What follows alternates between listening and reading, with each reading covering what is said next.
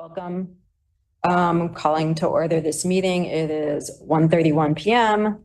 As a reminder, please turn off cell phones and limit any background noise. If you are on Zoom, please mute yourself and leave all questions to the end of the presentation, of each presentation. Welcome. We have one pre-announcement before we get started. This meeting is 1:31 p.m. As a reminder, please turn off cell phones and limit any background noise. If you are on Zoom, please mute yourself and leave all questions to the end of the presentation, of each presentation. We have one pre-announcement calling to order this meeting. It is 1:31 p.m. As a reminder, please turn off cell phones and limit any background noise. If you are on Zoom. Barkley appointed Lincoln to officially serve as Vice Chair of the Chicago Transit Authority's AD Advisory Committee. I want to thank Sydney for her leadership as Vice Chair and welcome Lincoln to his new role. I will now be doing roll call. When called, please say here or present. State if you are with any organization and give a brief introduction of who you are and a description of yourself. First, Laura Saltzman. Hi, I'm Laura Saltzman.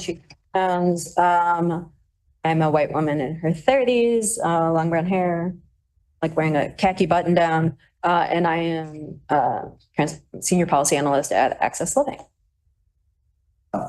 Myself, Lincoln Edwards, pronouns he, him, black cis male, blue sweater with glasses, and I'm an associate planner at the Chicago Metropolitan Agency for Planning. You're vice chair. And I'm vice chair. Cynthia Fosco. Present. My name is Cindy Fosco. I am a 50-year-old female. I have short brown hair, wearing a black sweater over a black floral shirt. And I also have with me my guide dog. She's a black lab. Her name's Pepper. And we do a lot of advocacy work for Guide Dogs for the Blind and for Strategy for Access and Second Center. Sorry. Sarah Luna. Present. I'm Sarah Luna. I am here on behalf of the National Federation of the Blind of Illinois.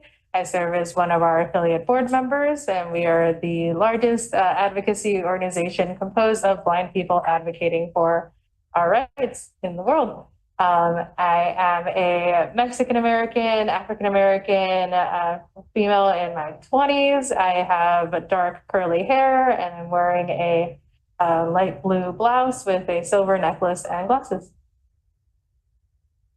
Barbara Padilla. She is absent. Mary Abramson.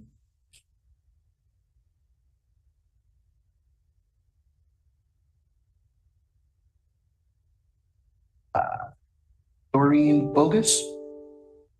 Present virtually. I am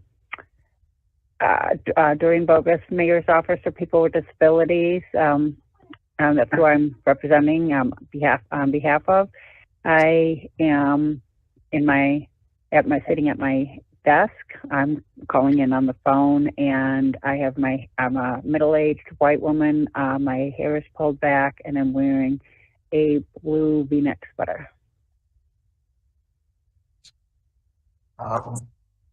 Sandra Fernandez.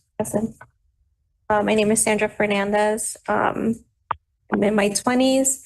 I'm a Hispanic female. I'm wearing a corduroy jacket, hair pulled up, and with glasses. Dr. Delphine Lab. Hi, my name is Delphine Labbe. I'm a female, white brown hair, wearing glasses. I have a black blazer and a dotted red shirt. I am an assistant professor in the Department of Disability and Human Development and the Department of, at the University of Illinois at Chicago, sorry. I work doing research and accessibility of sidewalks and transportation. Johnny Gonzalez. Hello, I'm a 50-year-old Hispanic male, full-time student at Purdue. Until very recently, I was the Director of Veteran Affairs at Leiden Township. I'm a United States Army veteran. And I think that's it. Giselle Nunez. She had to step away, but she'll be joining virtually. Jada Thompson. Hi, my name is Jada Thompson. I use she, they pronouns. A description of me. I am a Black female presenting woman in my 20s. I am wearing a maroon sweater and an orange blouse. And I am a board member for the Chicagoland Autism Connection as a self-advocate. And I am also a member of the Chicago Disabled People of Color Coalition. You. Up next is our CTA facilitators. Please introduce yourself and provide a brief description. First, Irma Gomez Fierro. Hi, thank you, Lincoln. I'm Irma Gomez. I am the ADA Compliance Programs Manager here at CTA. I am a Mexican American, millennial. I'm currently wearing a beige short sleeve sweater with glasses, brown hair, brown eyes, fair skinned, and I'm also a wheelchair user. Elsa Gutierrez. Hello, my name is Elsa Gutierrez. I'm the VP of Scheduling and Service Planning. I'm a Latina wearing a white shirt with a beige sweater, glasses, short hair, with, I guess that's my description. Thank you. Molly Poppy. Hi, Molly Poppy. I am the Chief Planning and Innovation Officer at CTA. I am a white female in her 30s with longish brown hair, wearing a green blazer. And I just wanted to take this opportunity to thank Cindy for her commitment to the ADA Advisory Board and her wonderful service as the Vice Chair. So thank you. I appreciate that. I'm glad that you are still a member of this committee because you are an important member of this committee. And then I want to welcome Lincoln as our new Vice Chair.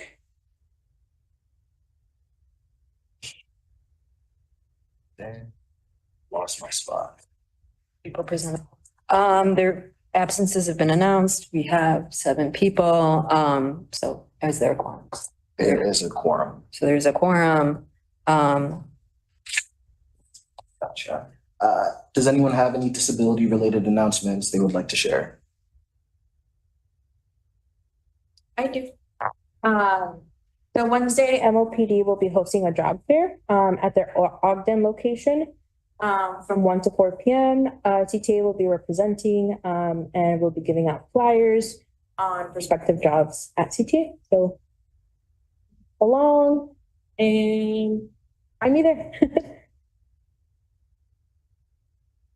Thanks.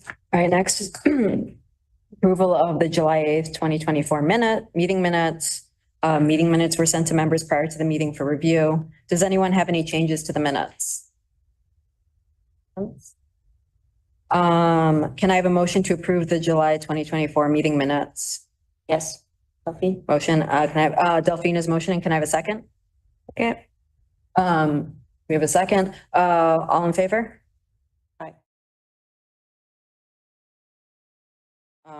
Meeting minutes were approved. Next is public comment. Do we have any public comment? Yes, we have one public comment from Christine Vanek, and she is present.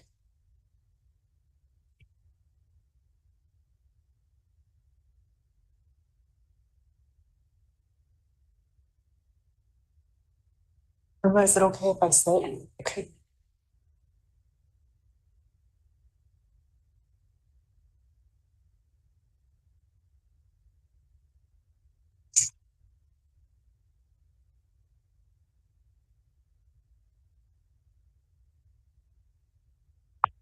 All right, thank you. Is the mic working? Can we talk? Hopefully it is. Okay.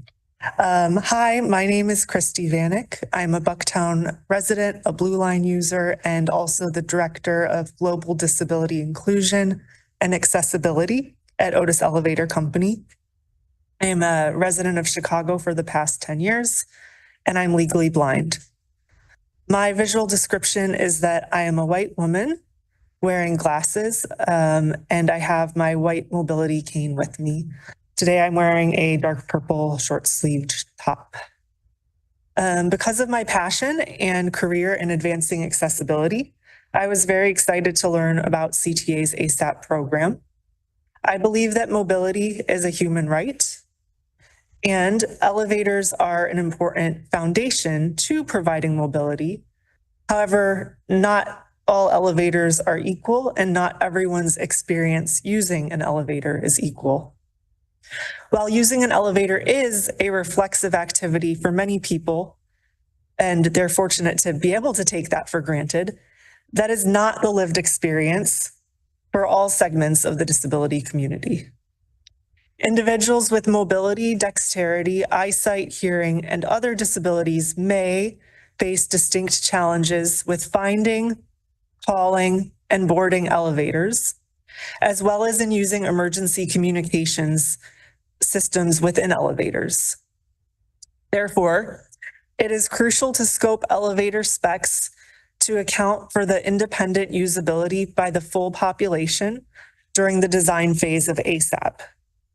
Considerations may include cab size, functionality of operating panels, modality of emergency communications, audio, and more. I also want to highlight that not all needs of the disability community are adequately met through the current elevator code ASME A17.1, which is adopted in Chicago. This is the 2016 code. Illinois does have, the rest of Illinois outside of Chicago has adopted the 2019 code, which is more advanced. But even the 2019 code should be viewed as a baseline or a floor for accessibility rather than as a definitive standard. I wanted to offer this committee and anyone from CTA and the ASAP team that I would be happy to lend my expertise as both an elevator industry professional as well as an accessibility leader. If there's any way that my knowledge and lived experience and the hundreds of conversations I've had with people with disabilities about their experience using elevators could be of service. Irma has my contact information if I could be of service. Thank you. Thank you. It's not. Oh, very helpful comment. Would like to follow up by talking about looking at best practices and just CTAs aligned with that. Thank you so much. I'm gonna follow up. Do we have any more public comment? Nope, that's our only public. Next topic will be an overview of the revised All Stations Accessibility Program in 2014, which will be presented by Bill Mooney, the Chief Infrastructure Officer.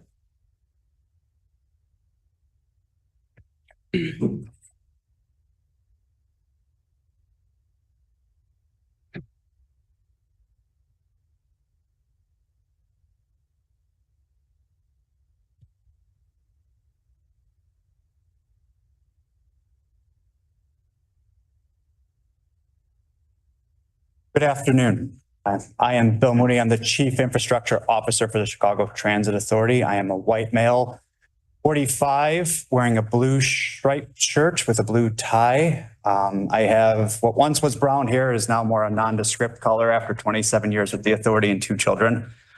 I am responsible for construction, engineering, infrastructure maintenance, which is all the fixed assets, as well as the Red Purple Modernization Project, the Red Line Extension Project, our public art program, as well as our real estate portfolio.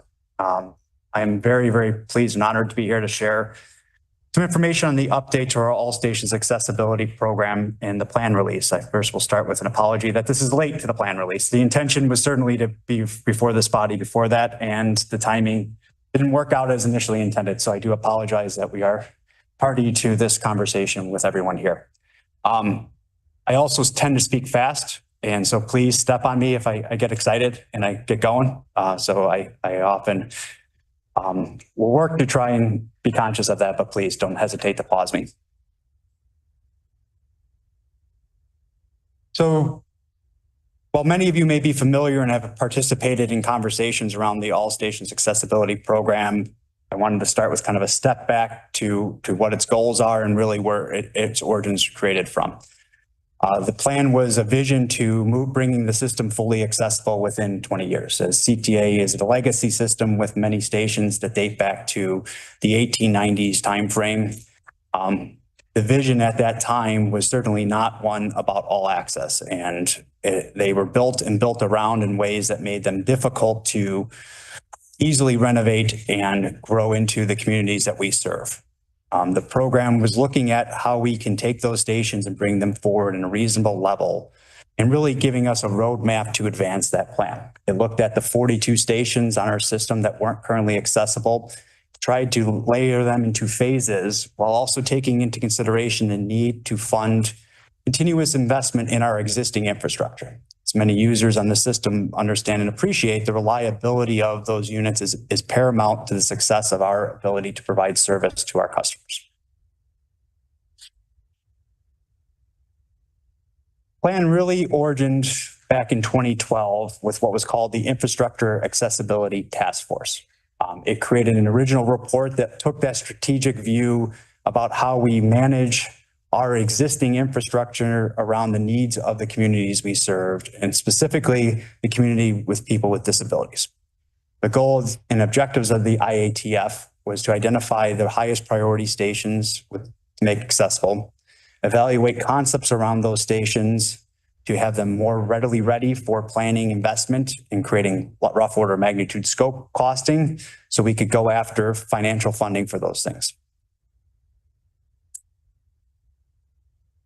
The investment of the IATF was ultimately codified in what was the first issued All Stations Accessibility Plan in July of 2018. This was President Carter's vision towards that system of full accessibility. It provided a comprehensive roadmap towards that, in which we partnered with many agencies, including the Mayor's Office of People with Disabilities.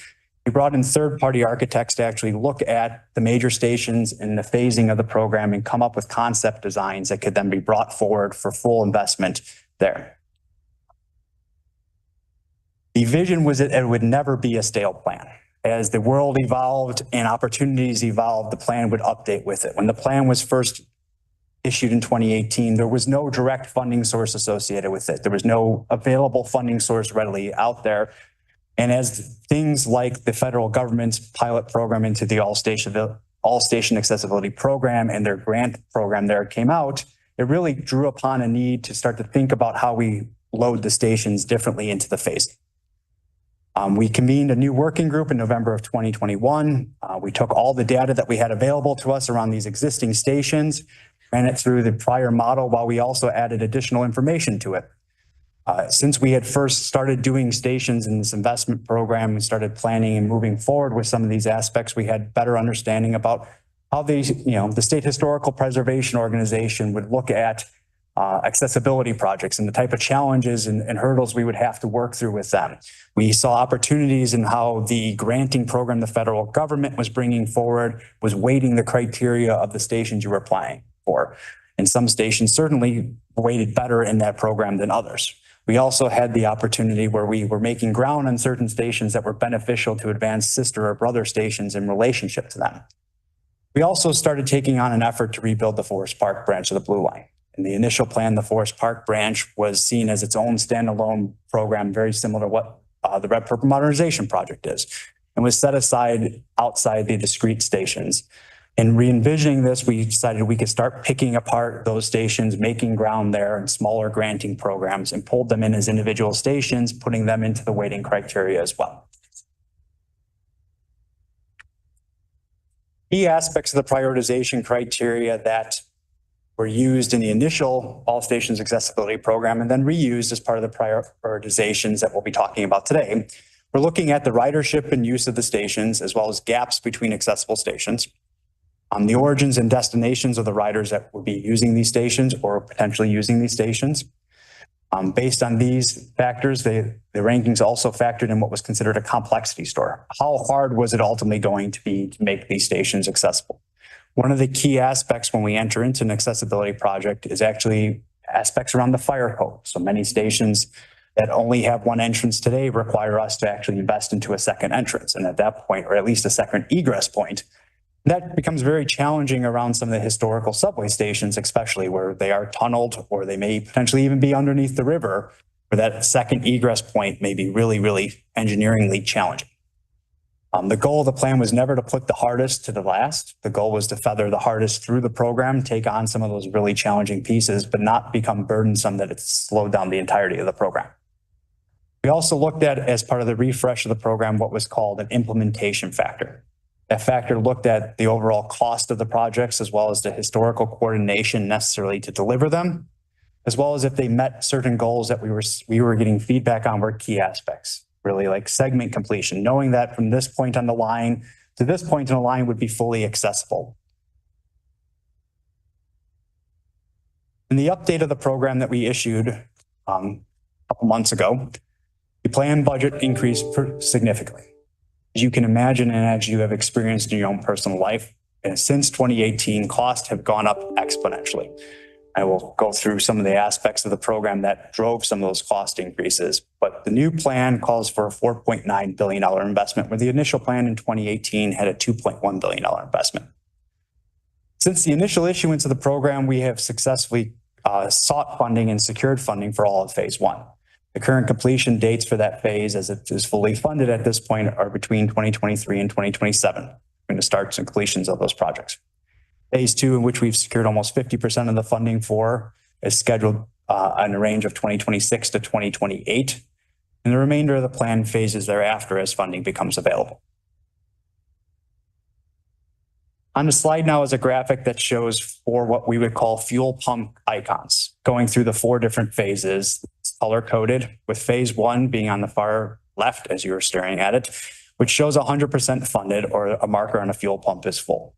It calls out the original phase one stations from the 2018 plan, which were Montrose, California, Racine on the blue line, Austin on the green line, Staten Lake downtown, and the 4 phase one RPM stations at Argyle, Berwyn, Bryn Mawr, and Lawrence. The next image over is a second fuel pump that shows a 45% funded phase two program.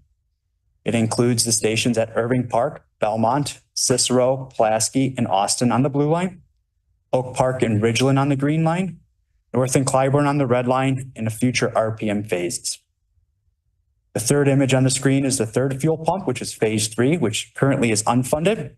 That includes Division, Washington, Damon, Oak Park, and Harlem on the Forest Park branch of the blue line, Adams and Wabash downtown, Monroe on the red line, and another phase for future RPM. And the final phasing of the program assumes Grand, Chicago, Monroe, Western on the Congress branch of the blue line, Clinton, and LaSalle all on the blue line as part of phase 4, LaSalle, Van Buren in the loop, and Harrison on the red line as part of the stations.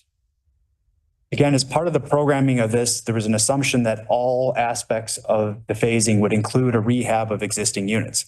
Current phase 1 has 16 units on the system fully funded for rehab, which are currently in design. After completion of phase 1 and the partially funded phase 2 stations, we will bring the full accessibility of the system up to 81% from its current percentage of 7. Next slide has the phase 2 graphic, the fuel pump graphic again, but provides some more breakdown about the aspects of phase 2, which is the current phase we've been seeking funding on and are advancing. We received $118 million in the inaugural FTA All Station Accessibility Grant Program. This was a program that was actually named in honor of our All Station Accessibility Plan. It was championed by Senator Duckworth as a program to provide legacy systems ability to seek major federal funding specific to accessibility projects. Prior to that, our competitiveness around these was solely into discretionary grant programs where you could be competing against any spectrum of opportunities of projects, oftentimes projects that transit was lacking in competition to begin with. We were successful in securing funding for Irving Park, Belmont, and Pulaski on the blue line. This was a significant investment of $118 million and was it was about a dozen of us that received grant funding in the first year of the program. We have also secured state funds for Oak Park and Ridgeland, which are phase 2 stations. We also have Austin on the Green Line, which is a sister station, as one of the priority stations that was currently funded. We were able to secure some federal STP funding, and we'll talk a little bit about what stage that construction's in. But these were really key aspects because with the inclusion of Oak Park and Ridgeland, the Green Line will be fully accessible from end to end at that point. Separately, we were able to advance historical preservation clearance on Austin, the sister station. So Oak Park and Ridgeland should be able to go through that hurdle a little easier as we've already got that landmark set with Austin.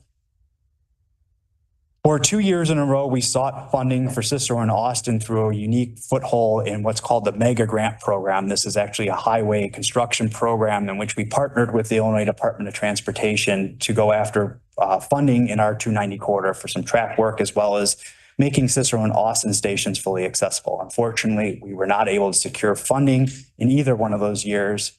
We included Cicero and Austin in our discretionary grant application for the All Stations Accessibilities Call for Grant in 2024. Once again, we unfortunately were not able to secure funding in that year.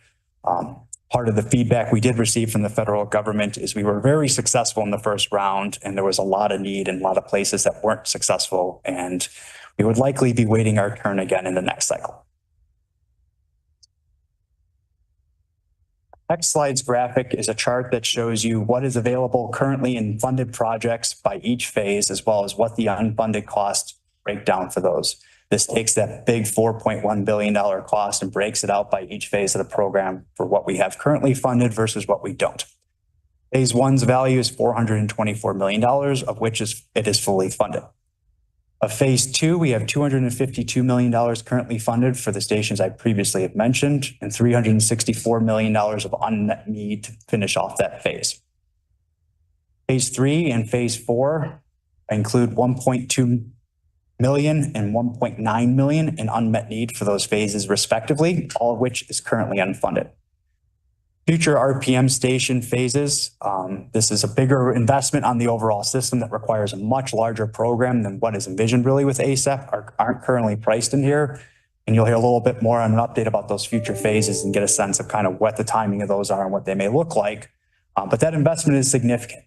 It's much more significant than anything we're even talking about in these individualized stations. The elevator base replacement program for phase 1 includes a $64 million investment for the 16 units I mentioned earlier on, and it ultimately has an unfunded need of $584 million. That brings us to our total cost of $740 million that we have funded currently in this program and an unmet need of $4.1 billion. So cost price indexing from 2018 to the current marker has gone up better than double. As you've experienced in your household, all items have escalated, but construction cost marketing has gone up exponentially to what we have experienced in an inflationary market. If you look at the Federal Highway Price Index for construction contract projects, since the start of the pandemic, the cost increase over 2 years has gone up 50%. Not the 8 or 10% we typically are talking about in the highest markets of escalation right now on inflationary impacts, but a significant true change in market. It includes lots of issues around that.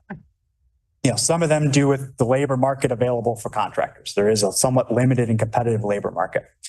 The overall investment in infrastructure projects in the region has also caused a huge demand for contractor time and also then driven up the market cost around that.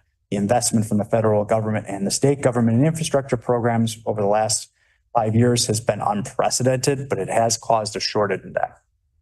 Those markets have also suffered greatly from supply chain issues and unpredictability around that. Their ability to produce deliverables on the supply chain and maintain schedules and construction projects has resulted in high risk marketing on those contractors. They're carrying a lot of money in their pricing right now for those risks, that they would be penalized for those things, or that the market condition would change in a way that the price they had at award is very different than the price when the piece of equipment is delivered.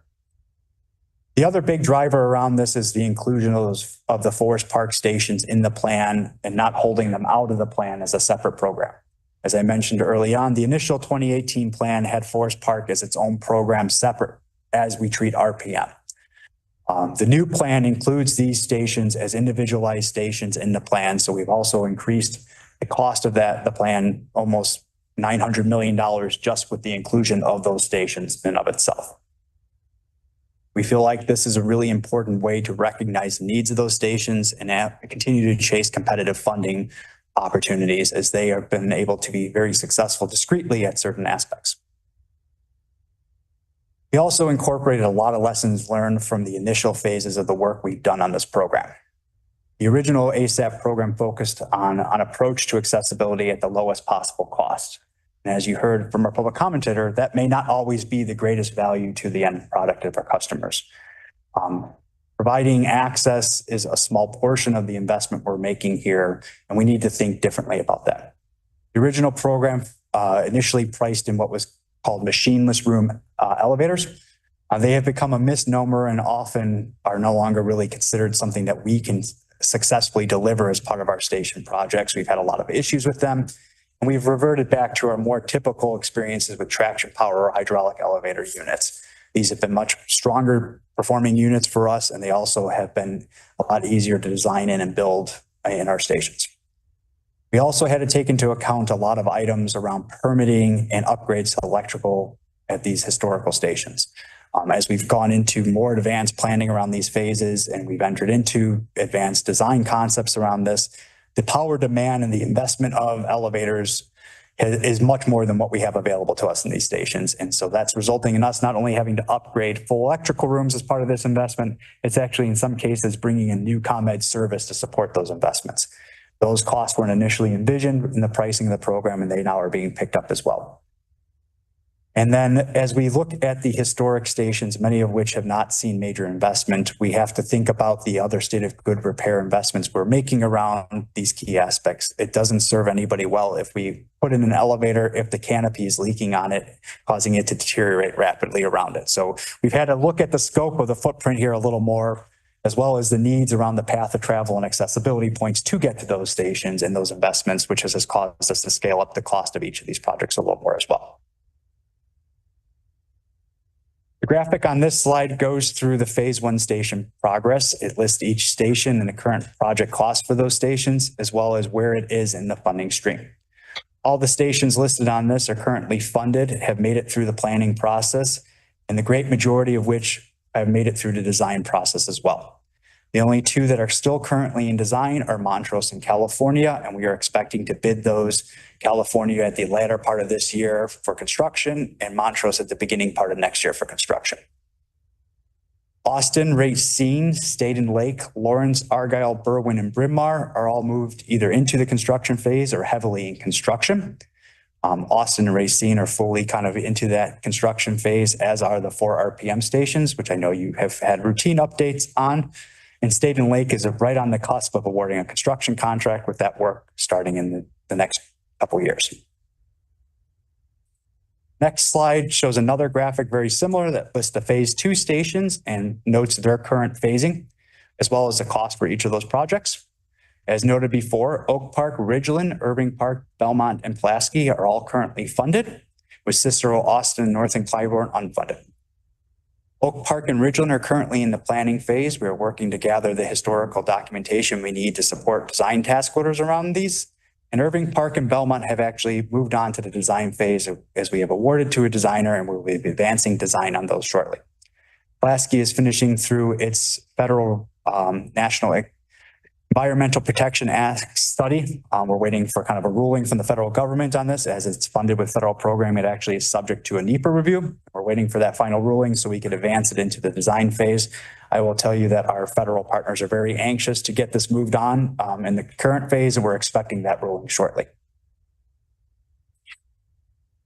Next slide shows 2 graphics. The first one is a rendering of the new Racine station, which is currently under construction.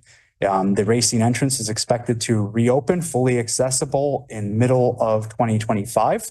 This new entrance, and is represented in the graphic, it will be a very white stone exterior front that has what we call a waterfall staircase. It will be a very big glass staircase that kind of flows down from the elevated station to platform level. It will include the inclusion of a new elevator at this entrance. Upon its reopening, the Loomis entrance will close. At that point, it will go through full renovation. It will actually be a historical representation. It will be made to look like it was opened in 1958 while modifying it to make it fully accessible in that opportunity. The bottom graphic is a lake on the green line. This includes a full new entrance for the station as the current entrance is not at all accessible, including an entire regrading of the straight level and the walk up because none of the approach to that station is currently accessible. We'll include a new station elevator off that new entrance, which will have a ramp into the entrance itself, as well as we'll include a new exit. It's actually a historical exit at the Mason side of that station that will be reopened as an egress only point. Next slide shows you a photo of the construction of Racine that is currently going on right now. It shows the North CMU wall. So this is looking at the north wall of the station that I described kind of as a giant white concrete exterior. This is the subwall behind it. You can see some steel structure kind of poking its head up. That is the elevator tower kind of poking up through the roof of it, as well as you can see the scaffolding that's built around it to protect the train service underneath it. The next slide is an interior picture of the construction currently going on at the station. You can see the southern facing CMU wall in this photo, as well as you can see the roof steel beams being set in place. The next photo I'm showing is of that waterfall stairwell that I discussed kind of in the first rendering. You can see the swooping steel coming down from what would be the station entrance to the platform connection as it's being installed. Next photo is an updated photo from Bryn Mawr Station on the RPM project. This is of the platform precast panels that are sitting actually on the new track structure, the new segmental box track structure for tracks 1 and 2. These would be the predominantly southbound tracks when it's reopened. They're being staged to be put in place on the new platform at Bryn Mawr. Next photo shows the new Bryn Mawr Station, the main concrete stairwell that will ultimately go up from the mezzanine, and then just past the stairwell will be the elevator access from the main station house. Next photo I am sharing is of Berwyn Station, which shows the new escalator that has been installed already while the station is being built up kind of around it, getting that escalator truss in early, protecting it in place so that it's accessible. Once the station's there, it's really hard to get a giant piece of steel feathered into the middle of it. So they actually set these escalator trusses in early, and then they kind of build the stations around them. And this is the work at Berwyn. You can see the escalator truss and some of the grade work for the station footprint. My next slide is of Argyle Station. This is showing the new station entrance under construction. It's showing the formwork for the walls for the station. The foundation has been set. The walls are being poured up in this formwork. You can also see in the background the new elevator tower there at the station as well. And one of the key aspects of the RPM project is actually improvements to the roadway and the footprint of all the stations, as well as the other streets we have impacted. So this last photo is outside of Lawrence Station, in which we have repaved not only Lawrence Street is what's going on in this photo, as well as poured a new sidewalk on approach to what will be the new station. That sidewalk goes back to Alley and about a half a block in each direction and is a pretty significant improvement to the area on top of it. I have shared an overwhelming amount of information in a short period of time. I am more than happy to go into detail on anything you'd like to talk about. Answer any questions. Yeah, it's Delphine speaking. I would like to ask you a question based on what you talked about in the escalator, and yeah, I'll contextualize my question. For me, how do you consider escalator as part of the accessibility overall plan? And why I'm saying that is just I recently used the brand new Damon Station, just looks very good, but has one escalator going up only, and this huge stair, like three staircase upstairs to come down. And I was wondering why there was not a choice of having an escalator coming down, which it is a piece of accessibility and would allow people who can walk or can use that piece and leave the elevator for those that maybe really need the elevator. So I'm wondering how, and I know this is CDOT station. It's not a CPA station. But just seeing the image of what you showed of the escalator and the new Bryn Mawr station, what is the idea behind, and are you thinking about escalator as part of the accessibility plan, which is beyond the elevator? Because I was very surprised by that, Damon. Yeah, no, I mean, I think it's a really important question. I think it's one that has a lot of merit to it. So all these projects have challenges around managing budgets. They aren't infinite budgets. And so we weigh cost benefit choices that we make into them. Putting Damon aside in some of the decision making around that, but talking about more projects that we lead, right? So even RPM. So there are footprint issues here. So when you do side-by-side escalators, you end up with an extra wide platform, right? Which now means the structure gets twice as wide, which now becomes a compounding cost factor from that. Or you can do straddled escalators that now mean when you talk about that 40-foot potential climb on an escalator because it's on an angle, right? That now means the back part of that station and the end of those platforms could potentially be hundreds of feet longer because of that. So one of the big challenges around this is fitting all those things into the box, fitting a stairwell and an escalator and an elevator in a way that allows us to centralize that access point on the platform so that you're not pushing any single element to one far side or one or the other. And so one of the big challenges around multiple escalator stations is really accessing that platform. If you think about places that tend to have two directional escalators, the airports are really predominant ones, right?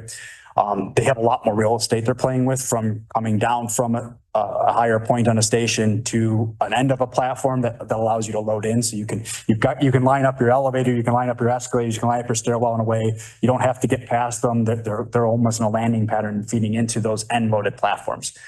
When you're trying to load into a central loaded platform or even a side end loaded platform from a station entrance, it becomes really space restrictive. So some of that is really what drives that is what real estate's available and how it be positioned in. When we do end up with one escalator, it tends to be a focal up escalator, right? It tends to be very obvious point of logic on it, but that is this decision point that is made, it tends to be an up point. But it really gets driven into how much real estate you have to play with in setting this 150-foot platform, where you can make all these pieces fit, how you can do that, manage with, be able to get your path of travel around all those obstacles or your clearances, and ultimately make it work. And then it becomes a cost question kind of beyond that. So. And I would add that we actually do fund escalator rehab separate. I talked a lot about the elevator investment in ASAP, but we do fund a separate escalator rehab program. So we do. I think you've heard Lenny Romano, our Vice President of Infrastructure Maintenance, talk a little bit about those reconditionings that we do, and they are a funded program. We go after about 10 of them a year. And it's kind of a standing funding program separate from elevator projects. This is Laura speaking. Sorry, I was just curious, because I felt like this is it becomes an issue overall, and I don't know if it's an issue specifically here, but like thinking about the cost, like frequently what we've seen is like when the budgets get coupled with government and then you end up outsourcing, it ends up being more expensive. Are there any of these expenses where it's like if CTA moves it in-house, or it's outsourcing right now, but like if it moved it in-house, it would be cheaper in the long term, even if it would be more expensive? So there are certain aspects of these projects that are things that are well beyond what we can do internally. So like the escalator rehabs, we do ourselves. So we have a trained professional staff that does all our inspection and maintenance. We have a third independent party that certifies our units, but we do that work in-house. And so those rehabs are done in-house. And so there are times where if we'd like to go after more, it's just throwing a little bit of money at getting parts and paying for the overtime versus going out for full contracts. The elevator is an outsourced product for us. So we outsource the maintenance. We don't have staff that's certified in those units. So we tend to outsource even the rehabs of them. We have actually gone after smaller part contracts to be able to bring down the cost, to be able to go after the rehab separate than major investments and things like that. There are times that we do have internal engineering staff, so we will advance. A lot of this conceptual work that's going on is done with our internal staff, right? Our ability to go after these granting programs is the success of the internal staff we have on hand to be able to develop those early estimates, be able to develop those early concepts. We know our infrastructure better than most consultants. But when we get into the bigger production work, we really don't have the means to go after it. It's just beyond what we can do internally. Considering how many elevators there are, is it something, sorry, this is Laura speaking. If like the budget, if, you know, the board was willing to pass for it, is like, do you think it would make sense to have just more internal staff to help with elevator repair? It gets really complicated. So it is a new union we're bringing on. We would bring on a premise that is not a current union. We have a collective bargaining agreement. You know, I tend to be a person that's not huge on outsourcing. It's my personal opinion in the world. I like the guys and girls and women that work for me. I trust them. I work hand in hand with them. I grew up in the maintenance world. I spent 15 years running maintenance for the authority firsthand in the field with folks. I trust them.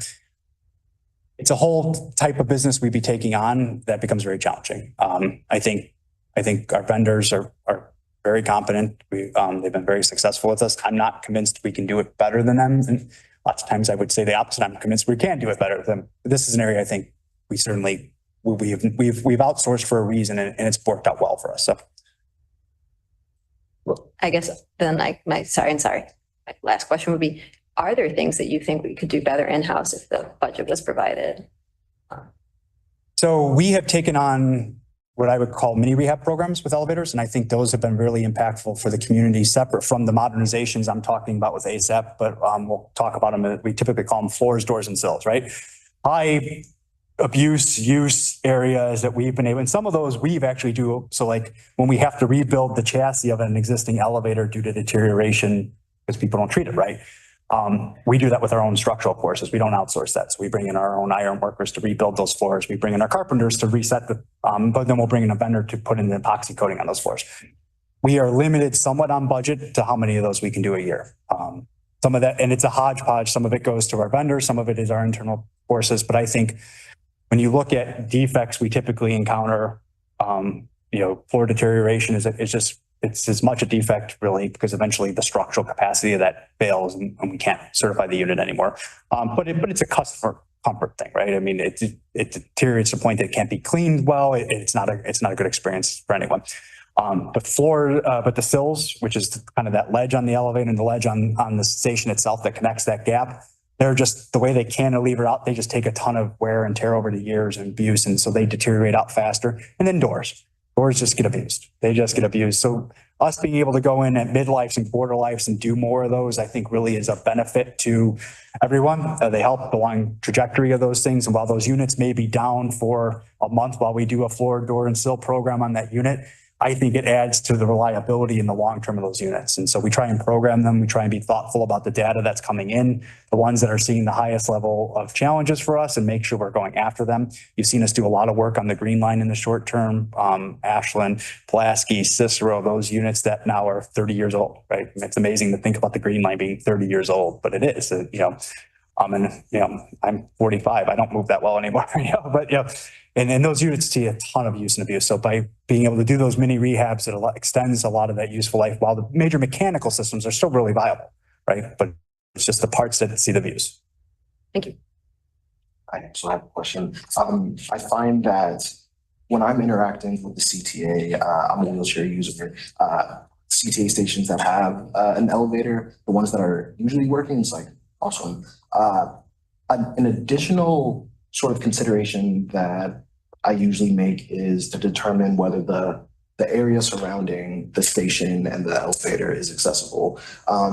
It's one thing to have access to an accessible elevator, but then to have to sort of, I guess, do tricks and hurdles to get over like any sidewalk discontinuations or any other physical infrastructural barriers that make that trip to the elevator to get to the platform a little bit more challenging. Is there any intended focus dedicated to sort of fixing or responding to these infrastructural station area issues? Yeah, certainly as part of the stations we're taking on as ASAP, one of the things we spend time, and I talked a little bit about it at Austin, right? So there's a pretty significant part of the investment that's going on in Austin that's actually streetscape program stuff.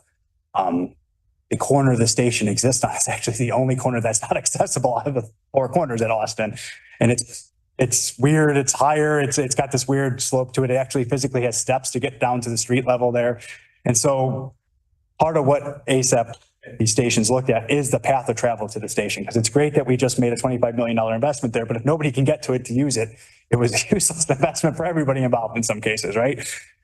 So we do consciously do that in the planning. You think I talked a little bit about the path at RPM, paving the sidewalks and redoing those sidewalks and on the approaches of those stations. And again, that's taking into those considerations. We spend a lot of time partnering with our friends at CDOT who own the public way and those approaches. Those are conversations that as we identify areas, we work with them to try and get those in their programs. Certainly as you see them, raise them to us, raise them to IRMA, raise them to feedback, get them in our queue. We're glad to push them over. CDOT's always doing road work. Certainly any direction I'm trying to go, it always seems like there's road work. But they do have a pretty holistic curb, gutter and corner program right now. I mean, it's work. I see it everywhere. So we can certainly make sure that's on their priority list. Are there any more questions from community members? Anyone online? Hearing none. Okay, thank you so much, Bill, for your presentation. In addition, you're also going to be providing us an update on the Red Line Extension Program. I am.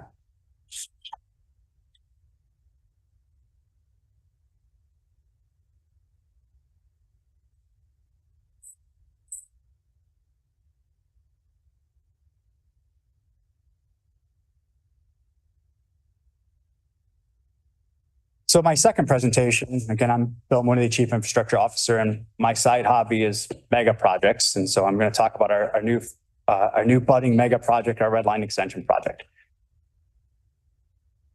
So some back history on the program as a whole. In 1969, then Mayor Daley, this is Old Man Daley, stood at the end of the platform at 95th Street on the Dan Ryan with this brand new extension and cut a ribbon and said, today we go to 95th Street, tomorrow we will go to the city's edge. And since 1969, a community has been waiting for the better part of 60 years. That community has been waiting. The Dan Ryan was built in 1969. It cost $38 million to build it. It stations from downtown Chicago to 95th Street. If we had built the extension we're envisioning today, which is a much more involved project than just going down the median, it would have cost $144 million more. When we began the planning process formally in 2006, that project budget was just shy of $2 billion. And when we entered our formal submittal into the planning program with the federal government, it was $2.3 billion. When we got approved for entry into engineering, which is the next phase kind of in the process to secure federal funding, we had increased the budget to $3.6 billion. Talked a little bit ago about cost increases around construction projects. This is the mother of all those challenges. So one of the most fundamental portions of the Red Line Extension project is a community invested project. So on this slide, I have a quote. Starting in 2002, community activists began an awareness campaign and a community petition drive that resulted in an advisory referendum being placed on November's 2004 ballot. The referendum was supported by 38,000 voters in the 9th and 34th wards. 2002, the only wards in the project footprint were the 9th and 34th wards. Since the beginning of time of this project, it has been held at the heart of that community, and they have held politicians in the CTA to the forefront of understanding this was a commitment that was made, and we shall not be heard on that. In 2006, our board took the formal action of authorizing an alternatives analysis, which is really kind of that first part of the planning process, where you say, hey, we're going to build this. What are the options to how we build it and which one really is the least impactful for everybody? This next slide has a bunch of headlines. I won't read them. They're little press clippings, but ultimately the point is over the last 4 years, we have made more progress on this project than had happened in the prior 50. President Carter and our current board, Chairman Barclay, believe deeply in this project. They believe in the impact of this project. If you've ever heard President Carter speak on it, this is certainly one of his most passionate things. And he felt like one of the reasons he came back to CTA was to deliver this project. In that time period, we have made progress. We have secured our local money for this. We have secured our commitment from the federal government. This is as far as and as close to the sun as this project has ever been.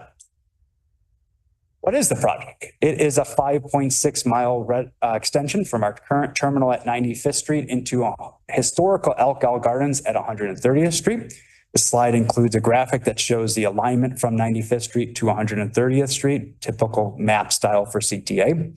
It has 4 new stations noted on the graphic, one at 103rd, one at 111th, one at Michigan Avenue, and it's South Roseland commercial corridor, and then the terminal at 130th Street. All these stations will be fully accessible with accessible walk-up features and intermodal changeable parts. They will include parking facilities as well as bus connections and other means such as divvy and bike parking, as well as walking access.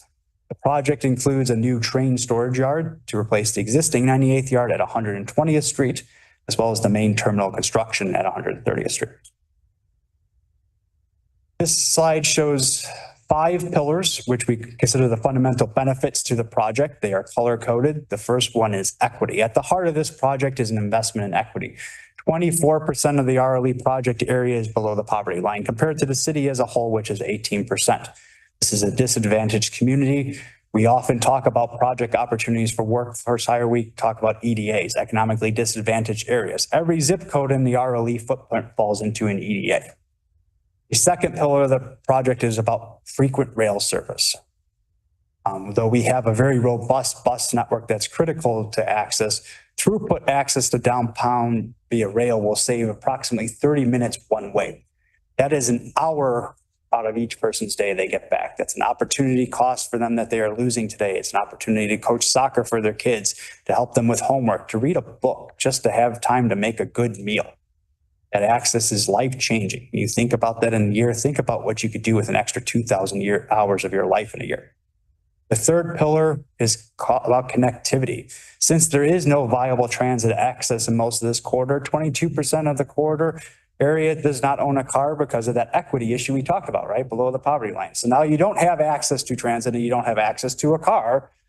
What do? You don't have access to jobs. You don't have access to education. You don't have access to groceries, as a lot of this area actually sits in that food desert, right?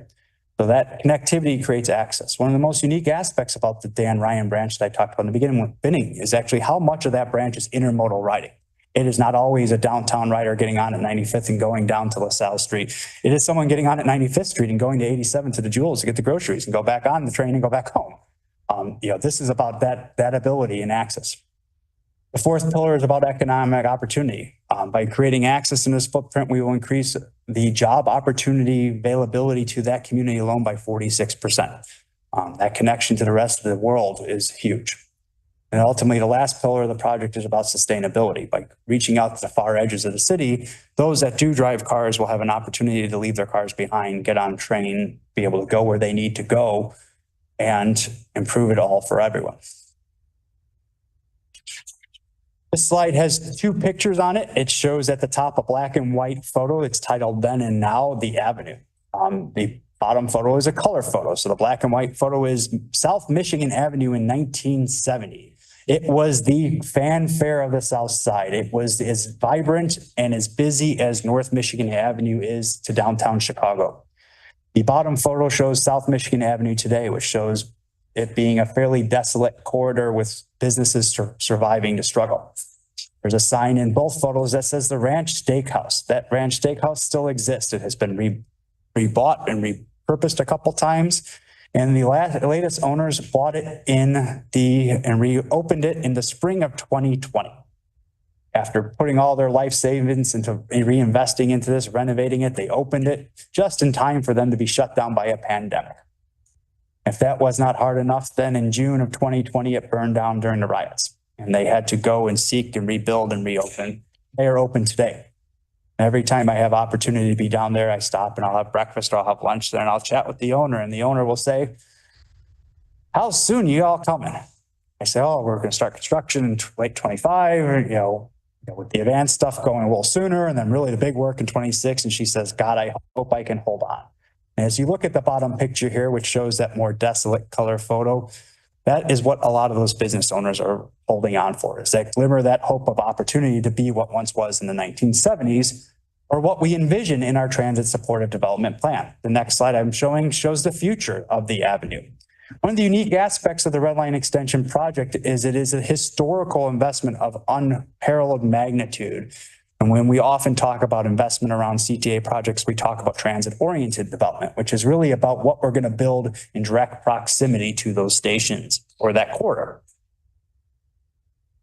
The Red Line Extension project is different. It's about an investment in the entirety of a community and how a community can grow and be reshaped. And it's not just about those properties directly adjacent, but the properties next to those properties and the properties next to those properties, and really looking at how those corridors can be rebuilt and regrown, but also about how they can be safe, right? The last thing we want is gentrification now that all these folks that have been waiting and challenging for this project for 60 years to be pushed out of a neighborhood. That's not the goal.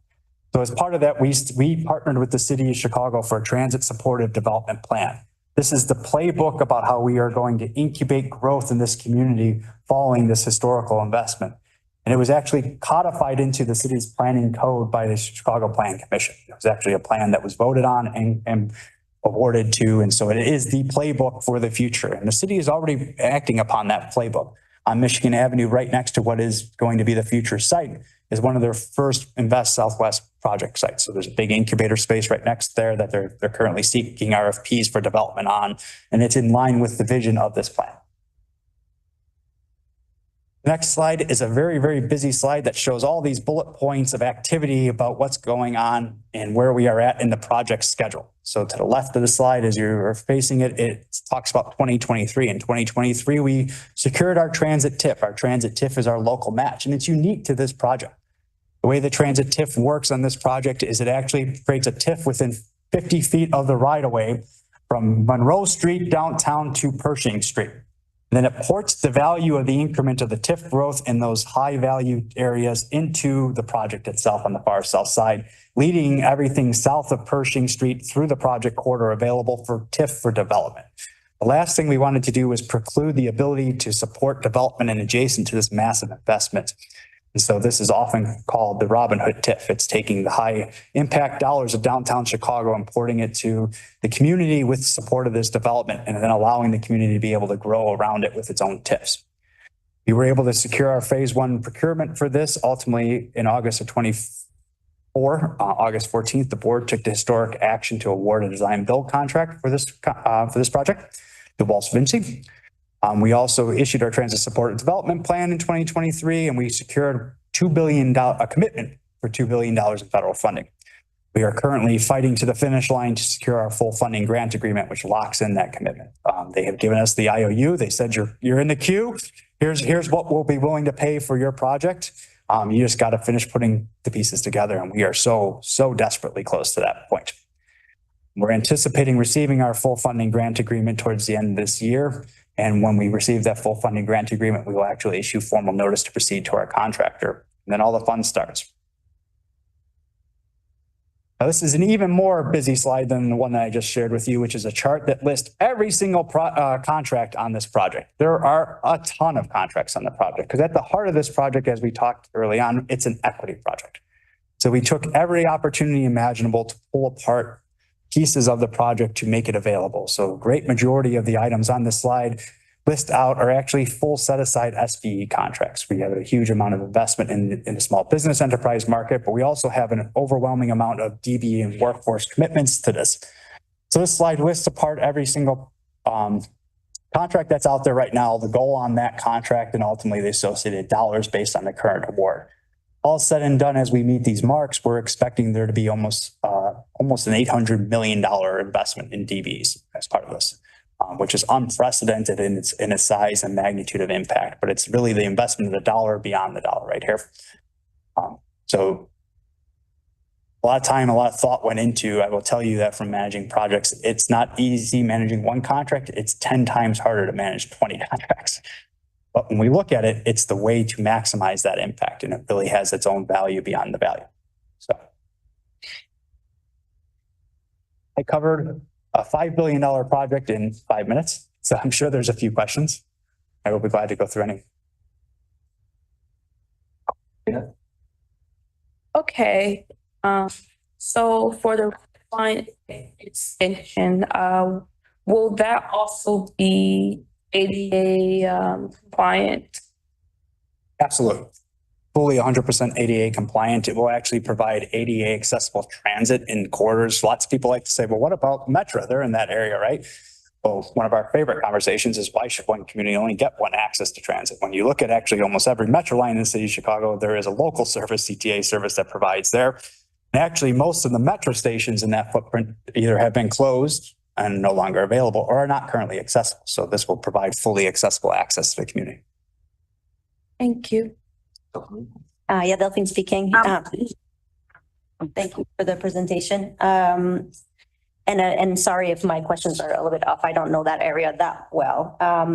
But are you, like most of the before until 95th and then, right? And the subways along the highway, right? Those next stations seems to be not following the same path. Does that mean that they're going to be underground, high? And if they're high, are you applying the RPM model of having station that will be made on concrete so they can be more silent, so they can have an environment that is? So it comes out of 95th Street Terminal at grade, about 400 feet outside the terminal. It starts to make a climb. It'll be one of the largest climbs on our system. We'll maximize kind of the height. So it'll be one of the best views of downtown Chicago. We'll be standing at the top of it, looking back down. It'll be make a giant sweeping kind of clearance over I-57 in the air. There will be kind of traditional open deck wood ties for a bit, then it becomes a concrete closed deck, and then it will go in transition right about, we run along the UP alignment, the Union Pacific kind of through most of the corridor. And so we clear the UP, and once right as we're going over the UP, we transition to segmental box, which is what we're using on RPM, fully enclosed concrete deck structure. And we run concrete deck, segmental box, all the way from there down to about 118th Street. We're fully elevated. That time we crossed the Union Pacific twice, and then we crossed the CN and Metro once. And so we will cross the Union Pacific at 99th Street. We will end up on what they call the West Alignment. We run down the West Alignment till we get to 107th Street when we cross the Union Pacific a second time. And we will be on what's called the East Alignment, and we will hug the Union Pacific down to that 118th Street when we cross the CN and Metro, and then we cut down to grade. So we go back to that same kind of transition that we went through to begin with, and we go at grade into Elk Gardens. So you'll be a ballasted track kind of running into Elk Gardens. So 3 of the stations are elevated stations with concrete platforms. And then the last station is an at grade station with, think kind of Kimball Terminal-esque, right? Ramp kind of access from a station house to an unloaded platform. Do you anticipate any potential future line extension projects for the other colored lines, given the success of this current line extension project? I'm pretty tired right now, the 2 that I'm working on. So Molly's got a whole coloring book of line extensions that we're visiting. So I think maybe one of the conversations is that, President Carter recently was at the City Club, offered his vision of what transformative transit looks like in the future. When we talk about the funding needs of this agency, it's not about what we get today, it's about what we really want out of tomorrow. And I think maybe I'll encourage Ms. Poppy and her staff to come share some of those thoughts with you to answer your question more appropriately. He sketches them out. I just have to build them. You have a question online. This is Doreen from MOPD. I have 2 questions basically. But I wanted to confirm that the All Stations Access that program, that's the ETA for completion of that is 2028. First of all, is that correct? That is not completely correct. So certain phases of the All Stations Accessibility Program that are currently funded are predicted to be complete by 2028. The unfunded portions lay out beyond that. Okay, what's the final? Okay, so the current phase you're working on is 2028. How many more phases are there after that? So we are 1.5 phases funded right now, and then there's ultimately 4 total phases. Okay, so we're looking at just a rough estimate for full completion. And the vision was for 20 years, full completion. Now, certainly the goal what year is did it start? 2018. Okay, so 2038 basically is approximately, but 2028 is the current phase will be completed, and the rough estimate for full completion is 2038. Is that correct? And that's funding dependent. So, I mean, the goal, it goes faster. Right. The more funding we get earlier, faster it gets done. Right, got that. Okay, and then using that to veer into the Red Line Extension Program, I know you said they're going to add 4 more stations. I believe you said, well, the current one, it ends at 95th. It's going to end at 130th. And then the 3 stations in between, did you say 105th is the first one? It's 103rd, 111th, and Michigan Avenue. Got it. Okay. And those, do we have an ETA for when the 4 stations will be completed? 2030. 2030. Okay. And is this all funded in one single phase, or are there various phases? It's all one single phase. One single phase, 2030. Wonderful. Thank you. I have a couple questions, although, well, at least one of them, maybe more for the planning department. Because as you talk about, right, there are businesses holding on that they're waiting for the red line extension. But also I think we want to make sure there's capacity. So are you increasing bus service kind of in the meantime to, I guess, like help show that capacity? Because assuming that there's going to be an increase in ridership and like trying to kind of accommodate that in the meantime, is there any plan to like ramp bus service up? So we've been adding bus service throughout 2024 to get back in line with pre-COVID levels. So that is underway, and we'll be complete with that by December. And so then from there in 2025, we are looking at adding bus service throughout the system. We also will be launching Bus Vision, and one of the specific components of Bus Vision is a conversation actually down with the folks that are around the Red Line extension to understand how bus service can better serve them both now, but then also as we start doing construction work, and then ultimately when Red Line extension goes live. So there's a local discussion about adding service across the system, not just specific to the far south side, but then there will be specific discussions with the far south side about the bus service that they have and what can be done now versus what would need to be done around the Red Line extension completion. Thank you. And then my other thing is, I guess this is a note, and I realize a lot of this is out of the CTA's hands, but there have been issues with city developments when it comes to housing and accessibility, and even following basic like federal law. Considering how much effort CTA is putting into making sure its stations are accessible to the extent possible, I would ask or encourage, but actually really ask that the CTA try and make a point that these developments need to be accessible. If we're going to have accessible stations, like this is a real opportunity for people who rely on transit to be able to use transit. So anyway, just wanted to make that note. I think it's a wonderful point, and we can certainly emphasize it with our partners. Any additional questions from board members? Anyone online? Hearing none. I will also just add to the public commenters commentary. I'll work with we'll get connected. And I would love your input and thoughts on things. I won't promise that everything you raise is something that's feasible or possible, but I'd certainly be curious to hear your thoughts. Thank you. How many, do you have the numbers on how many of the contractors are going to be veteran owned or minority owned? So on the major design build contract, it has goals for both design and for construction that are DBE goals. We do not do MBE or VBE. We do DBE as a federal mandated program. A lot of that actually hasn't been awarded. Those subcontract opportunities haven't actually been awarded yet. So I can't tell you exactly how many are into each of those buckets. And it's really about the contractor will let competitive opportunities for subcontracting out to the communities. And it really is how it gets bid out. We don't direct to one or the other. So thank you very much. Thank you, Bill. Thank you very much. Next up, we have an update on the future phases of the Red and Purple Modernization Project, program, excuse me. Presented by Peter.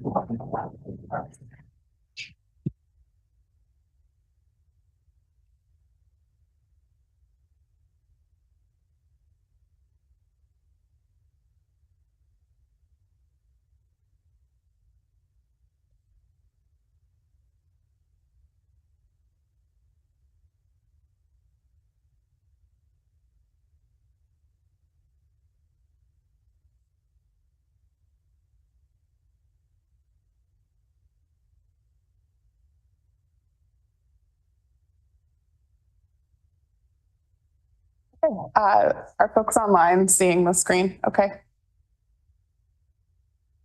I don't think it's, I don't think it's being the shared. screen is not being shared. Oh,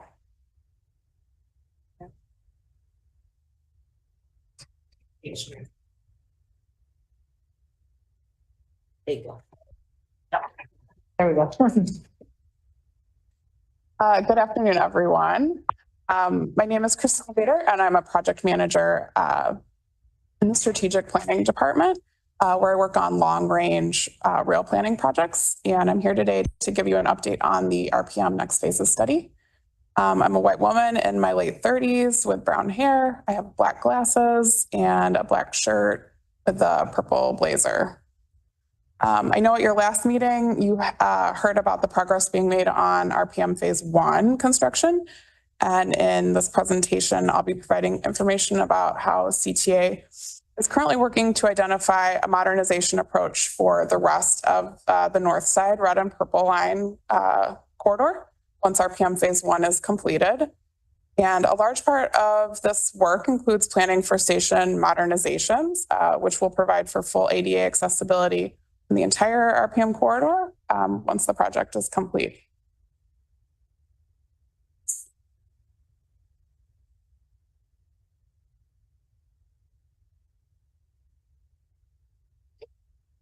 And I did just want to start things off by saying a few things about RPM Phase 1, though more related to its history rather than the current construction status. So we all just have some context about how we're planning for RPM Next Phases. So the RPM corridor planning process started with a vision study back in 2010 for the future of the full corridor, all the way between Belmont in the city and then Linden and Wilmette. And it focused on modernizing 100-year-old infrastructure, making the corridor accessible, and adding ridership capacity. So then this study was followed by RPM Phase 1 being pulled out as a standalone project, and the environmental work for that happening between 2012 and 2016. Then its funding secured from the Federal Transit Administration in 2017. And then, as you've heard before, project is being completed next year. So my slide here shows two pictures of Phase 1 under construction. And all of this is to just say that RPM Phase 1 went through several steps that we expect to be similar for what RPM Next Phases will require. And we're really using it as a blueprint where we can. Also, it just means we have a lot of good experience to learn and build from. So provide just an overview of the Next Phases planning study. So our city really just picks up where RPM Phase 1 leaves off and builds off all of those previous planning efforts for the corridor. The goal of this study is to identify a modernization approach for the rest of the corridor once Phase 1 is complete. And it will position CTA to apply for future funding, which I'll say more on in a minute. There are three main project segments of the project area. And my slide shows a map of the red line and purple line on the north side with these project segments identified that I'll now describe. The Evanston branch is at the north, which includes the area from Howard to Linden in the city of Evanston and the village of Wilmette. The middle segment is Thorndale to Howard in the city of Chicago. And the final segment on the south is the Addison and Sheridan segment.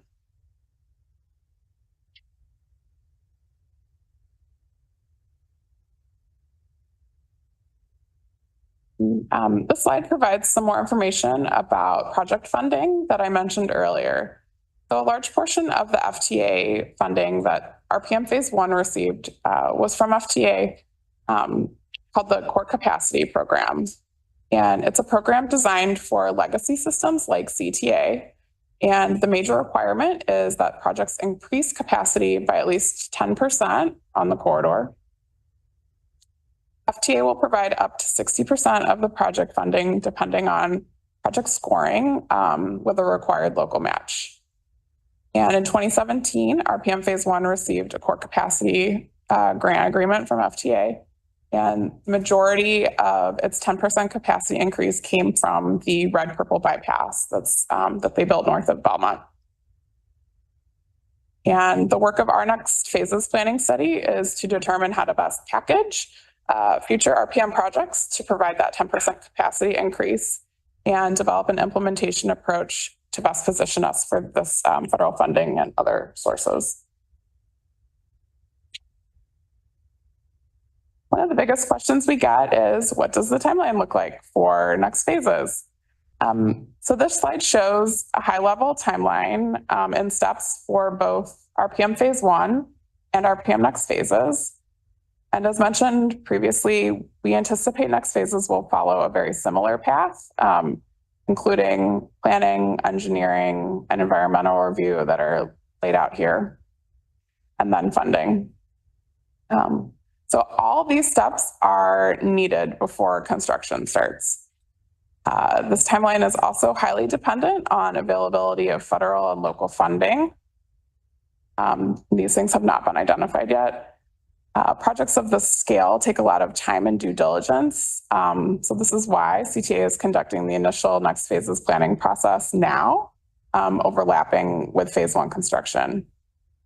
And there's a potential that next phases could split into multiple projects or phases before moving into the engineering environmental review, like RPM Phase 1 was pulled out first.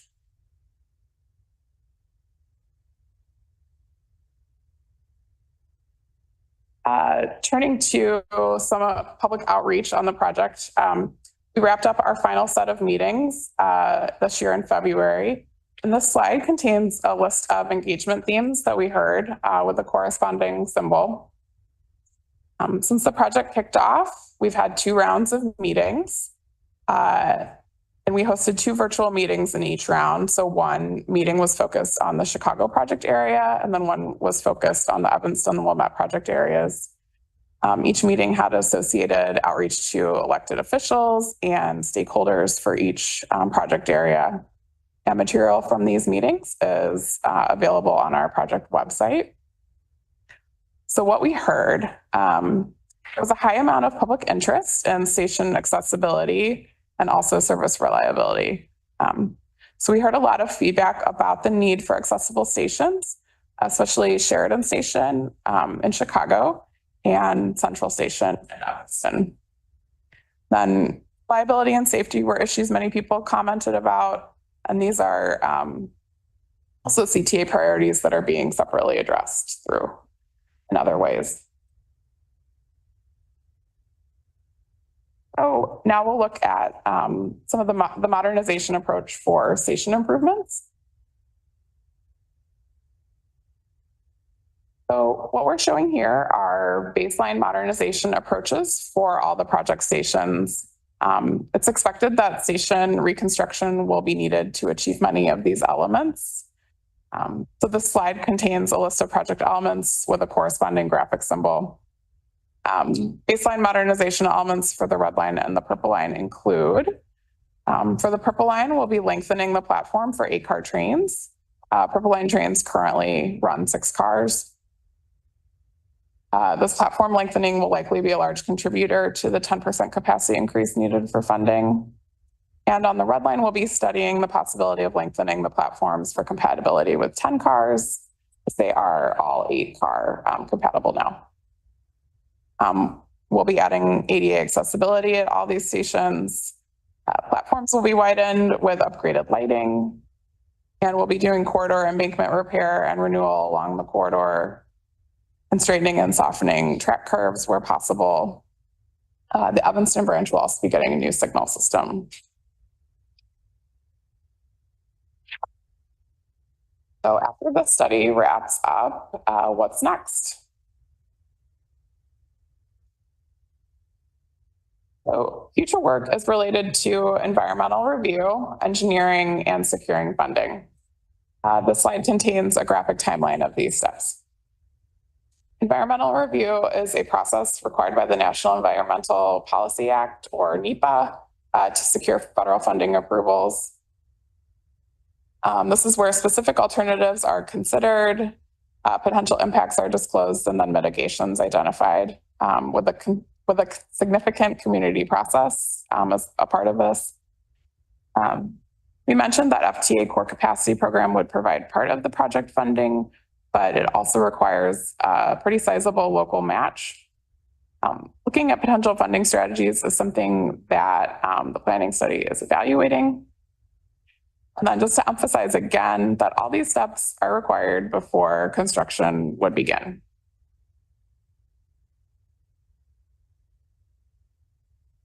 And that is the end of my slides, but I'm happy to answer any questions you guys have. So first up, I would like to say I find the public engagement that you do like great, like the RPM public engagement. And actually, like because of that, and because actually just the presentations, I would encourage that CTA like present on ASAP and say like the why finding signs more to kind of model on that. Because I think it is very helpful for folks in the community. And so I do just want to note, like, because I think actually CTA is, when you do present to the public, that it is like pretty successful to build on that. Like, because I find that it convinces people and it's helpful for folks to know. So my first thing. And then I want to note, because some of our consumers from Access Living have reached out a bunch of times of like flagging Central because it's the hospital, that like making sure that there is an accessible solution by the hospital is particularly important. Yeah, just wanted to. We heard from folks a lot about that, and we're very aware. Yeah, I didn't escape my notice that you mentioned it, but just want to echo that. This is also speaking, and Laura, I wanted to add to it. If there's other places where you think we could present the future, let us know. I know that we presented at the ADA Advisory Committee for Evanston, which is also a very active group up there as well. And I think the information was well received, but if there's other communities that should touch base or we should include in our distribution when we do outreach, be happy to add them on. Yeah, I think just having like public events, I don't know, we can talk more about it, but yeah, I just think like there are things, there's ASAP and things beyond ASAP where I think it's, it's one, helpful to get that feedback, but I also do think CTA is being thoughtful about certain things. And so actually, honestly, I think it would be good for the agency to talk about like the changes to the bus signs, right? Not the blue signs, but like where that was changed, like that was thoughtful. And I think talking about that and hearing more from the community would be good. Thank you. Any additional questions from committee members? Anyone online? Okay, none. Much. Thank you.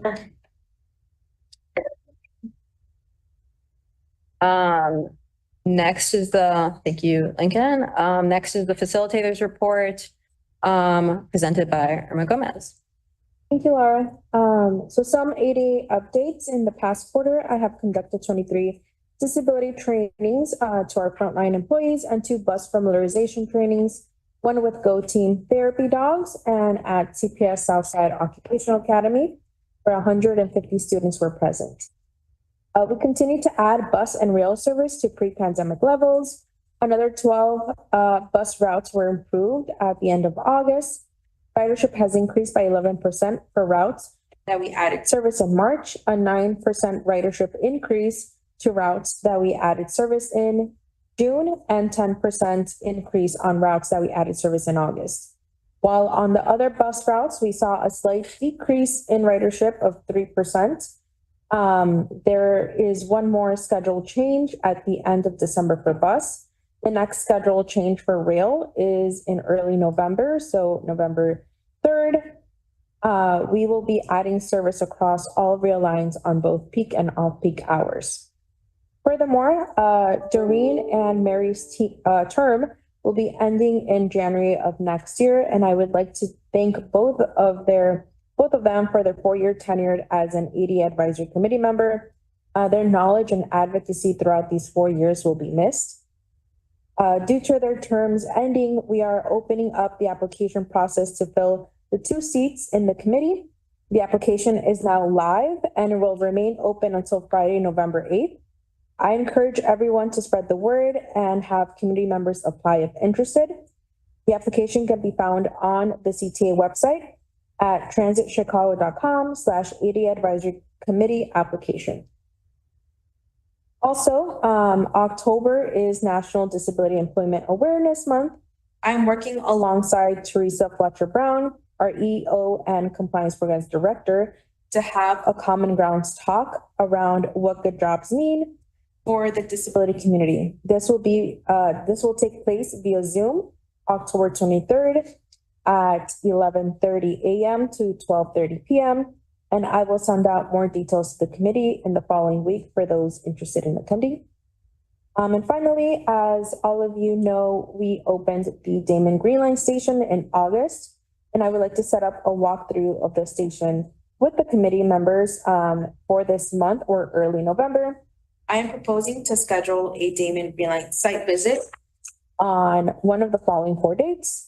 So either Friday, October 18th, Saturday 19th for this month, or Friday, November 8th, or Saturday, November 9th.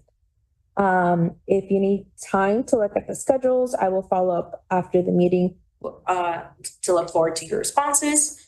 If not, you can see me after and let me know which one you prefer. Also, I would like to add with the Chicago Marathon coming up, I would like to encourage people to use CTA to watch and track their runner. CTA will remain the best way to get you from the start, middle, and finish line. And that concludes my facilitator report. Thank you. Emma, can you send us the call for the ADA? I might be able to share it with our staff and students. You might have. Appreciate that. Any other questions? Any questions online? Thanks. Does anyone have any old business they would like to bring up? Any folks online? I do. There's no one else. So one thing I want to note, so one is I would like to appreciate, because Access Living held an event looking at crisis response and people with mental health, and CTA honestly had the most representation of any government agency. So I really do appreciate looking at being thoughtful, because that is, psychiatric disabilities are disabilities. And so I appreciate looking at that holistically. I would ask that, I think having some advance or progression on both looking at transit ambassadors and kind of a more career-oriented CSRs, CSAs. There's a ton of infrastructure, but something I hear consistently from the community is having people who would be more engaged in gap fillers and helping with wayfinding. And so I do want to raise that. I know it's budget season, and I know that would be front-end costs, but I honestly think for full accessibility of the system, that is something that has to be taken into account, which is why the RTA has brought it up, the CMAQ part process brought it up. And kind of in line with that, I feel like a while ago we talked about, there seems to be issues with certain garages and stations at times where there's consistent reporting issues for accessibility, and there might be training issues for both bus drivers or people who work at the station. And so I think as we get into that, looking at if there are consistent complaints, if the system is flagging that beyond an individual thing, because if there is incorrect information being given by a supervisor, if the complaints are only going to the supervisor, I think there needs to be something that flags that in the system of hey, we keep hearing, because I know there are certain bus routes where multiple drivers won't deploy the ramp consistently. So it's not an individual driver issue, right? There's a problem there. So I do want to, as we look at, increasing service and support, that doing something about that too. Do I have any other grievances? No, I think that's it for me. Any other additional comment on old business? Okay, hearing none. Does anyone want a particular topic or issue added to the January 2025 meeting agenda? Well, first on. Anyone else? Anyone online? Because I've been talking a lot. I do want to raise, I had a conversation with Rep. Delgado about, because we had a presentation with some folks on the caucus and talking about transit and disabilities. And a number of representatives, both suburban and the city, were talking about, increasing service, especially in like the Latino community. And they were very intrigued by BRT, and something that, Rep. Delgado and I were talking about is like when the departments of transportation seems to not be prioritizing that, and that she would be happy to push the department, IDOT and the governor on these issues, but CTA has to present a plan, right? It has to push for it. So I think there are requests and there is interest for specifically bus rapid transit if CTA was up for asking for it. So I wanted to flag. Yeah, so we have as you guys know, we have the Better Streets for Buses plan that we presented a while ago, but we've moved forward with the BSB plan, and we have 5 corridors that we are studying for BRT and for other bus treatments as well. And so I think as we get out from understanding what those studies produce, because they are on both CDOT owned right of way and IDOT owned right of way. And I think I also have a county street in there as well, because I like to add complication to our lives. So that those studies, we just had the RFP go out, and we're reviewing task orders now. So we should start to have study results in 2025, and then we'll be able to present, here's our proposal for the corridors. And then if you saw Governor Dorble's City Club speech, he presented the future of transit to have 100 miles of dedicated BRT in the city instead of 100 miles. We said platform level BRT is another 100 miles of dedicated buses. Great. Yeah, I just wanted to make a point or make sure that I think there is support if there are explicit requests beyond bus priority, and certainly appreciate the response from the last meeting regarding DLSD. Yeah. Anyone else? And it's more, a question or a comment, but you triggered that, but talking about the DuSable and Lakeshore kind of redesign. How is CTA involved? And people are pushing back a lot on what CDOT is proposing, because they keep not proposing having maybe a bus priority lane or having those ideas. What are the advocacy plan for CTA with that? Because I think in terms of accessibility, it could really be a good push. Also, you can push that angle, I feel, to provide access to, beach, outdoors, for people with disability as well, who have limited access. We recently had the event beach, I think it's Everybody at the Beach or something like that, in August, and it was up north of Montrose. Parking or accessing that area I was supposed to go and present stuff, and I was just not able to park and stay there. So yeah, I feel like there could be an opportunity of providing a access to bus is also an equity issue in terms of access to outdoor equity, health equity for people with disabilities. So that could also be a push if you are in conversation with CDOT, yeah. So there's 2 components of the North DuSable Lakeshore Drive project. IDOT and CDOT are the leads on that project. CDOT are the leads on that project. So I will say, on the east-west connections, the project actually does a very good job of looking at how buses can better access the lakefront from those east-west entry points. So I will say that there is a good investment and a good infrastructure and street design that's happening. I would say in the components around dedicated bus lanes and what's happening around dedicated bus lanes, there continues to be an active and engaged conversation both in the public sphere as well as amongst the various stakeholders on how we would address bus service on North DuSable Lakeshore Drive. And I would say, I would continue to encourage individuals who are impacted by North DuSable Lakeshore Drive and have a vested interest both from their bus rider as well as even a car driver as well, because ultimately, this is about safety of the roadway, and the safest vehicle to be in on the roadway is a bus. That is just facts. So as we continue to talk about how we prioritize the street infrastructure and the Vision Zero investments that we're making, I think I would encourage both advocacy groups, the general public, to continue to have those conversations with IDOT and CDOT. And CTA will continue to have our conversations as well. But MPC as well, I guess, because that's a priority from metropolitan planning, right? You just come up with all those Vision Zero planning and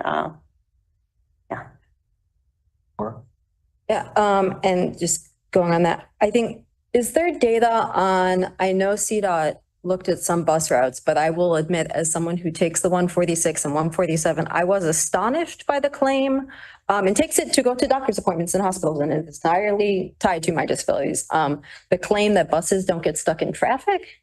I was, if there's any chance for us to get sent like the data on how long that might take during rush hour, because it's not magic. I'm assuming it's not just ANAC data that when it's rush hour for the buses, it's rush hour for drivers. It's also. I can take a look at the data that we shared as well as the analysis that they did. I think they used for their analysis the 136, but I think they used, I can't remember which one they used, an average. Okay, yeah. I'm just interested in like the timing, because 10 a.m. is different than. Yep. Great. And then the other thing I want to note is I have heard some concerns or some issues with audible announcements on the stations, on the trains. I can send a list, but like I think even the Damon, especially because it's kind of confusing to navigate, but like Argyle, I think also like the temporary stations where I don't know if it's just people not kind of doing the audible announcements, but also the speakers are not great. Oh, and there is a section of the brown purple line where the audible announcements seem to be like flat out. Is this is on the vehicles or on the platform? Oh, sorry.